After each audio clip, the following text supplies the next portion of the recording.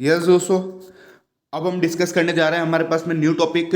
The new topic हमारे पास में फिगर ऑफ स्पीच है। दोस्तों, हमेशा हमको मोटिवेट बना रहना और लगातार कंटिन्यू स्टडी करनी है दोस्तों। हमारे स्टडी के अंदर कहीं पर कोई भी रुकावट नहीं आनी चाहिए। रुकावट आते ही दोस्तों हम पीछे चले जाते हैं, क्योंकि दोस्तों बहुत सारे स्टूडेंट पढ़ रहे हैं और खूब पढ़ते हैं दोस्तों, तो हमें भी उनके बराबर पहुंचना है, तो दोस्तों हमें उनके बराबर पढ़ना ही पड़ेगा।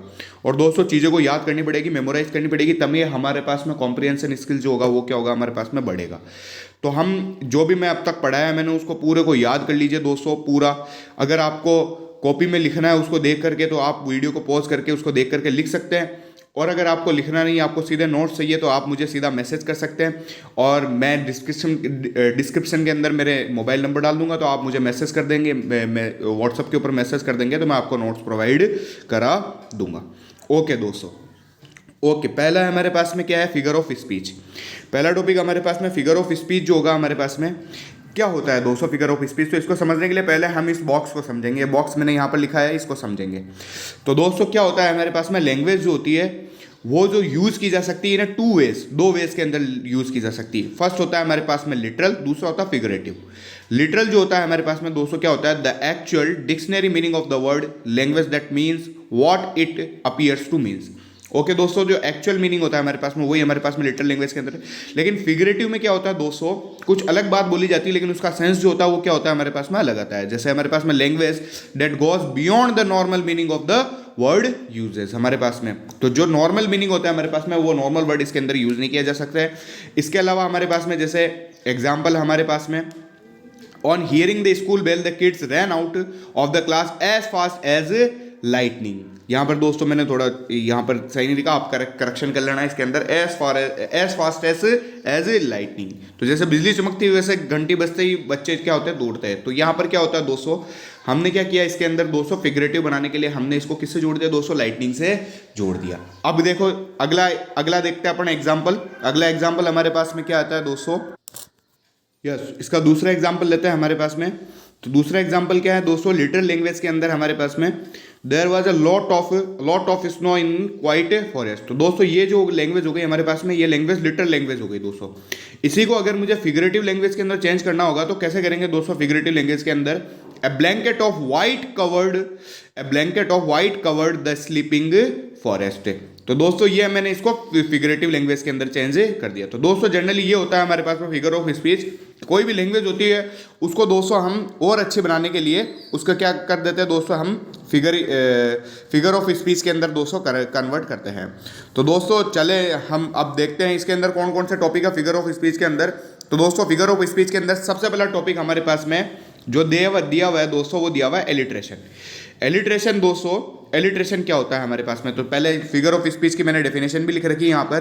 तो क्या है हमारे पास में, the device and ornament which make language effective, attractive and beautiful is known as figure of speech. Okay चलिए, तो सबसे पहले हम यहाँ पर बात डिस्कस करते हैं एलिट्रेशन के बारे में। ये पार्ट है दोस्तों फिगर ऑफ स्पीच का, तो एलिट्रेशन के बारे में डिस्कस करते हैं। एलिट्रेशन जो होता है दोस्तों, ये बेस्ड होता है हमारे पास में अरेंजमेंट ऑफ वर्ड्स, यानी वर्ड्स के अरेंजमेंट के ऊपर हमारे पास में ये क्या होता है, बेस्ड होता है। ओके आगे देखते हैं हमारे पास में एलिट्रेशन के अंदर क्या होता है। In this figure of speech two और more than two which begins with the same consonant letter having same sound are arranged in a line near by और फार बाई।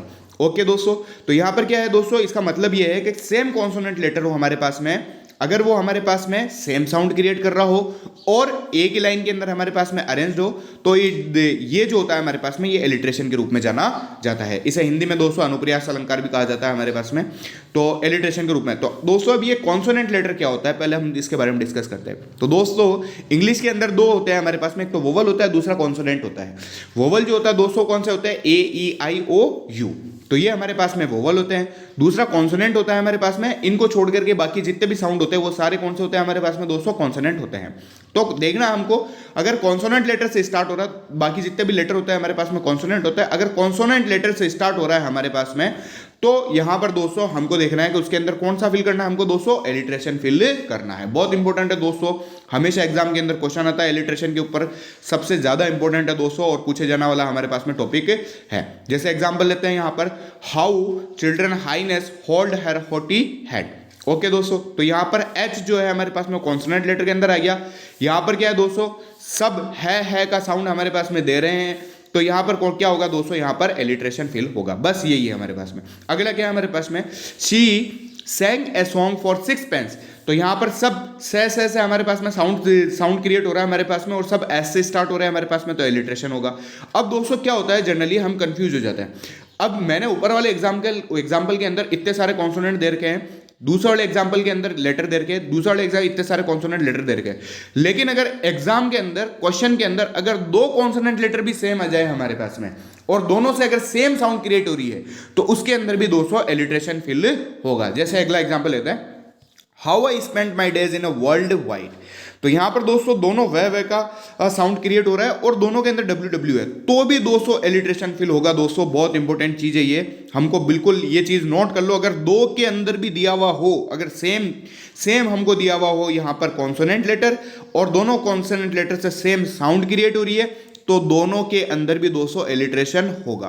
बस यही हमारे पास में एलिट्रेशन है। इसी के बेस के ऊपर क्वेश्चन, बहुत से बच्चे तो क्या कंफ्यूज हो जाता है कि यार इतनी बार कॉन्सोनेंट लेटर आया नहीं है, तो अपन यहाँ पर ये एलिट्रेशन नहीं होगा। लेकिन मैं वापस रिपीट कर रहा हूँ दोस्तों, अगर दो बार भी हमारे पास में आ जाए कॉन्सोनेंट लेटर, और दोनों से सेम साउंड क्रिएट हो रही है हमारे पास में, तो एलिट्रेशन होगा। ओके दोस्तों, आगे इसके अलावा कुछ ऐसे लैंग्वेज के क्वेश्चन भी इस एलिट्रेशन के अंदर बन जाते हैं। जैसे हमारे पास में this figure of speech is common in tongue twister, jingles and nonsense words. तो ये हमारे पास में इसके बारे में जनरल ये क्वेश्चंस बन जाता है, तो इसको भी हम देख लेंगे। तो ये पहला टॉपिक हो गया हमारे पास में दोस्तों एलिट्रेशन का। तो मैंने समझा दिया कैसा है हमारे पास में एलिट्रेशन। इसको दोस्तों अच्छे से लिख लेना, या फिर आपको नोट्स चाहिए तो मुझे मैं डिस्क्रिप्शन के अंदर आपको मेरे फ़ोन नंबर डाल दूंगा, और आप मुझे मैसेज कर सकते हो व्हाट्सएप के ऊपर, और उसके बाद में मैं आपको नोट्स प्रोवाइड करा दूंगा। अगला होता है दोस्तों आइडेंटिफिकेशन ऑफ सिमिली। सिमिली जो होता है हमारे पास में, उसकी आइडेंटिफिकेशन कैसे होती है हमारे पास में। सिमिली जो होती है दोस्तों, ये क्या होती है, बेस्ड ऑन सिमिलिटी होती है, सिमिलरिटी, ठीक है, समानता के ऊपर आधारित होती है हमारे पास में, ठीक है। इसे हिंदी के अंदर दोस्तों उपमा भी कहा जाता है। जैसे हमारे पास में पहला है, the word simile is derived from Latin word smilies, ठीक है। The word simile is derived from Latin word similes, smilies नहीं बोलेंगे दोस्तों, क्या बोलेंगे इसको, सिमलीज बोलेंगे, which mean sameness, which mean sameness. Use of an introductory word of comparison, इसके अंदर दोस्तों इंट्रोडक्टरी वर्ड ऑफ कंपैरिजन का यूज होता है। कंपैरिजन बिटवीन टू एलिमेंट्स और two object of different origin and different species.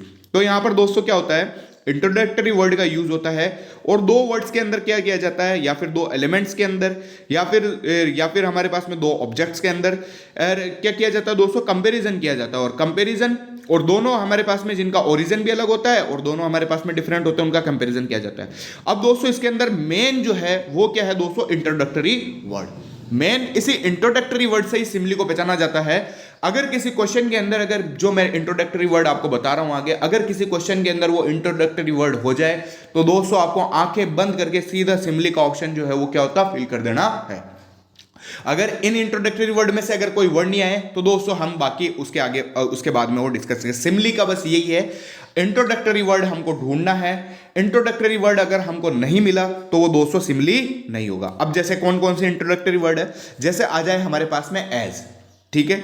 दूसरा हमारे पास में एज, फिर थोड़े वर्ड्स हो हमारे पास में, फिर आ जाए एज, तो यहां पर एज के अंदर अगला क्या है दोस्तों, एज, फिर थोड़े वर्ड हो, और फिर इफ आ जाए, तो भी हमारे पास में क्या होगा, सिमिली होगा।